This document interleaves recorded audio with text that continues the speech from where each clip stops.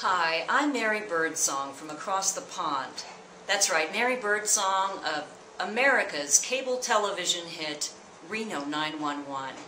And when I print it, I don't just print it, I piggy print it.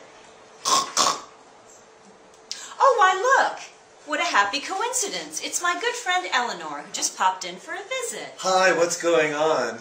Eleanor, you look an awful lot like an actor I know who's from the States but works in the UK all the time, named Rich Fulcher. Oh my God. Do people tell you that a lot? Yes, I'm pretty upset about it. But there's also a disturbing likeness to Elizabeth Taylor. Oh. So that makes it all better, doesn't it? Now you're coming around. Yes. Thank you. Bye. Bye.